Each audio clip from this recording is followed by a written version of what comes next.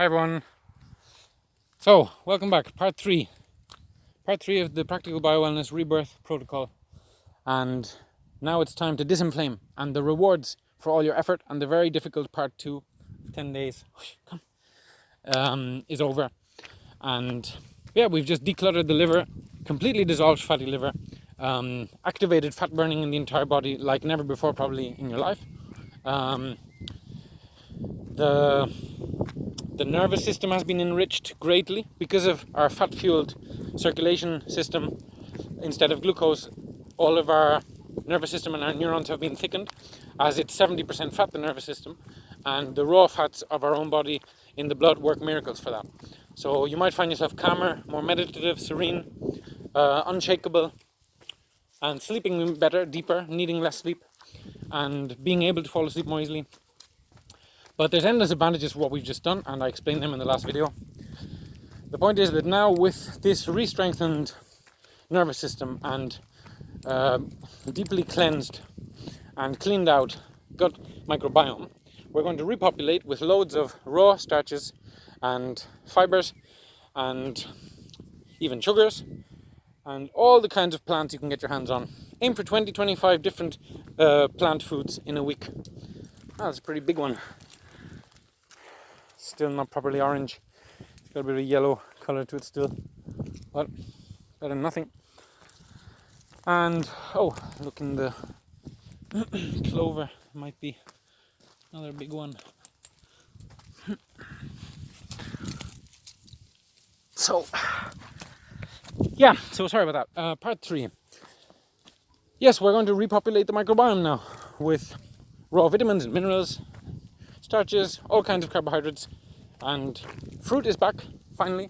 No fruit for 10 days. You don't have to keep doing the lemon every morning if you don't want, but if you want to combine it with your fruit, make sure the lemon is eaten a quarter of an hour, 20 minutes earlier than the other fruit, so the digestions are more compatible. The strong acidity shouldn't be combined with the complete opposites are banana and pear. So if you're going to have an apple after the lemon, a quarter of an hour is fine. But if you're going to have something very sweet and sugary that requires no digestion and just makes its way right out of the stomach normally, then the lemon should have been in there for a good 20-30 minutes. Anyway, that's very fine nutritional hygiene. Come. So, yeah, the natural hygiene movement is fascinating. If you really liked learning about food combining, I really recommend the gang, David Goldberg, or I can't remember his name. It's Goldberg. Anyway, so yes, now all those foods that you couldn't eat before are at the center. And okay, not loads of white rice and noodles and pasta and white bread, obviously, but back to the potatoes and the lentils and the legumes and the Asian cuisine stir fries you've been having can now have some noodles and rice in them, and your sauces could have a little bit of honey or it's a bit of chopped fruit here and there. And yeah, the great news about this last third now is the deepest disinflammation of all in this course is beginning. After we've mechanically decongested and cleared out and decluttered and just emptied obstructions in the entire system, more mechanical, now we're going to disinflame. Deeply down to the cellular level, we're going to open up all the tissues and organs so that they release their long-term accumulated cell waste and toxicity, which will raise our pH finally, because this second part was actually acidifying. We actually digested acidically all of our meals, and the foods we were eating, some of them were acidifying, like animal products. Meat, fish, and seafood, because there was no dairy allowed. And well, good news, now you can have a yogurt or two a week again if you want, or a glass of milk here and there. But try and stay away from the cheese until the end of the course. And sprouting lentils is great for your microbiome. You want to enrich your gut flora with those raw starches, fibers, vitamins, minerals, and sugars. And they're a very prebiotic food. Prebiotics are more important than probiotics. So, yeah. This video is not going to be very long, obviously. There's some great documentaries, again, that I want to repeat again. Eating Our Way to Extinction and What the Health. and the Game Changers, and Hope, Hope, with full stops after every letter. What You Eat Matters. Very good film. A lot of the greats in the vegan movement are there. Doctors proving that the main cause for cancer in our lifestyle is meat and casein in dairy. And about cancer, by the way, the two fuels that make cancer almost guaranteed, if they're both part of your daily life in the long term, constantly, day in, day out, are sugar, one, and two, glutamine. Glutamine is produced from animal protein when excessively consumed and heated. So it's okay if you're doing one or the other. What we've just done this month is alternating like a bicycle pedal between the yin and yang, swinging the pendulum, letting things brush nice and clean, back and forth, repeated over the year. If you do 3 or 4 times 10 days vegan in the year, or every other month you do 10 days or 2 weeks of vegan diet, and then maybe 3 or 4 times a year you do a week or 10 days of keto, you'll completely change your statistical probability. Just completely reverse your likelihood of all chronic illnesses, not to mention cancer.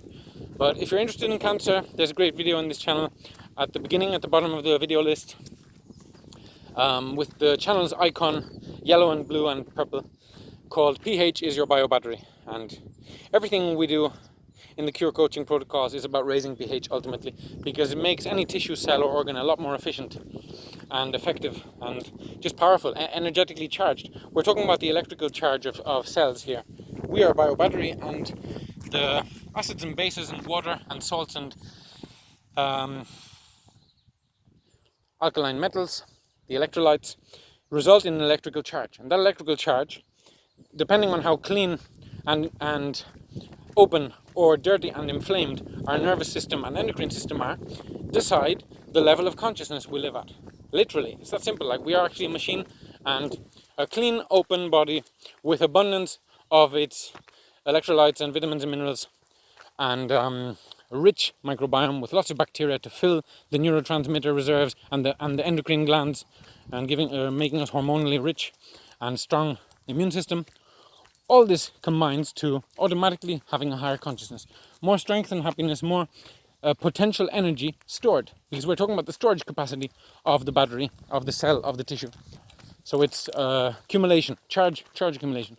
Whereas if you're constrained, inflamed, retaining long-term toxicity, lacking and having deficiencies, a wounded, bleeding gastrointestinal tract, very unhappy and dark, twisted and sick gut flora, and you're consuming repeatedly day in, day out dairy and meat, fish, seafood, worst of all, on the same day, which the Hebrews have been saying for 3,000 years, don't eat dairy and meat, fish or seafood on the same day. Dairy is rich in calcium, neutralizes your stomach acids.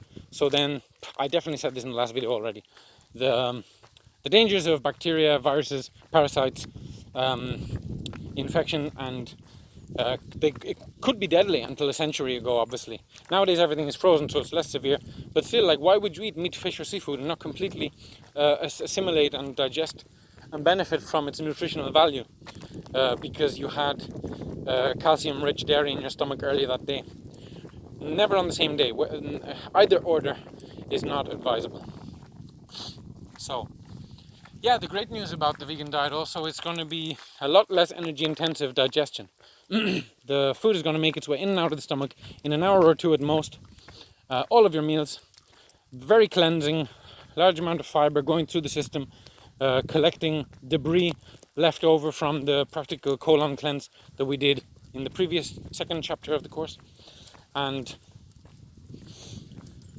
yeah, the cell will calm down, our nervous system will calm down thanks to the nutritional abundance of the carb digestion. So lunchtime digestion is water-based, and so lots of water-based vitamins and minerals are going to make their way into the blood really easily now, because our digestive tract isn't coated in rotting fats and proteins because of poor food combining and gunk and goo, basically. So everything in this course had its purpose and its function, and now we're going to reap the benefits. We're going to have plenty of energy, and we're going to feel light and clean and like we can take on the world. And if we don't have fast carbs in the evening, ideally no carbs in the evening, we keep doing food combining this week. It's going to be slow carb, food combining, and vegan diet basically, but no animal products basically. The only rule this next 10 days is no animal foods. You can still have keto evening dinners, just they'll be vegan keto. It'll be nuts and seeds and fats and avocados, but it doesn't have to be heavy and rich. You can also do vegan light, so low fat. That's the most miraculous for detoxing.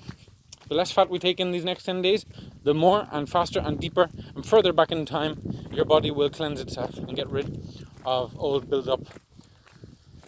And yeah, definitely forgetting something important now, but oh yes, we'll go back to salt now, because animal products have a higher content of sodium, and sodium and chloride are the two most important of the 7 electrolytes.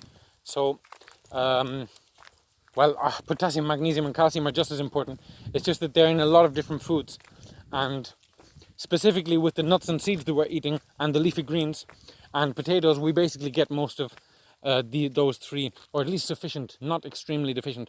But a glass of water every day with half a teaspoon or a full teaspoon of salt is definitely advisable, especially if you're going to do veganism for a long term. If you're going to do a year or 2 or even 3 of vegan, full dedication to vegan diet, you need to include salt in your diet, because if not, you'll find yourself lethargic, low on energy, because of the water-based digestion drags more out of your body than it adds in when it comes to chloride and salt, sodium and chloride. What else? So yeah, when it comes to electrolytes, potatoes are loaded with potassium. You don't have to eat bananas for that. In the morning, try to alternate between a day of 3 different types of breakfast. Water and fruit one day, a bowl of muesli one day, and fasting one day. The thing about this next 10 days, the only mistake is you could consume too much energy. The carb hungry, your body's missing the blood sugar, is going to swing back with a bit of an elastic lashback, and you want to just be mindful of the fact you can't suddenly go to 3 meals a day with carbohydrates in them. The carbohydrate meal is still lunchtime. Ideally, dinner has no carbohydrates, or if it does, they're slow. And breakfast should not be every day a huge bowl of cereal, muesli, or a big sandwich or so on, because we don't spend 10 hours of physical labor energy anymore nowadays like we did for centuries. So the big fallacy, and I've been eating 1 meal a day more days than not for 15 years. Actually, there was a streak of 8 or 10 years when I had 1 meal a day 300 and something days a year, probably 340. And very late too, way too late. I used to eat sometimes 8, 9, 10 in the evening. So my 1 meal is usually at 4 or 5 in the afternoon.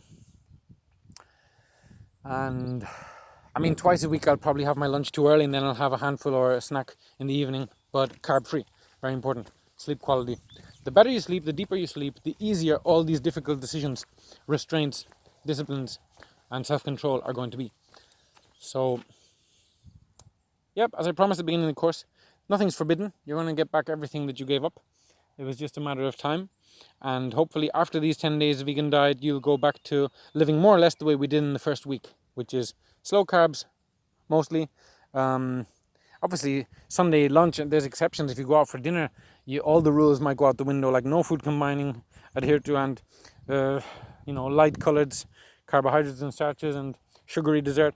But make sure that's the exception. 90% of your meal should be food combining, slow carb, and flexitarian diet, or vegan half the time as well. And yeah, anyway, thank you for your time again, and hope you enjoyed this little crash course, the brief nutshell version of the lessons.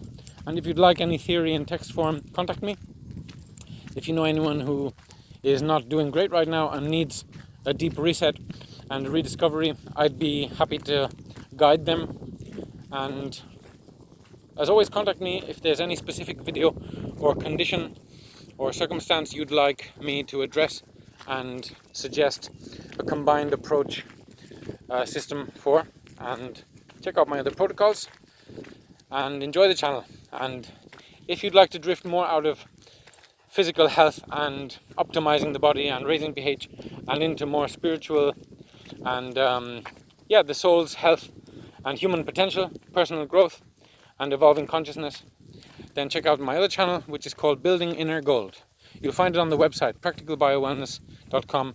If you type into Google Practical Biowellness, you'll find the website, and then there's the other YouTube channel called Building Inner Gold. That's my newer channel.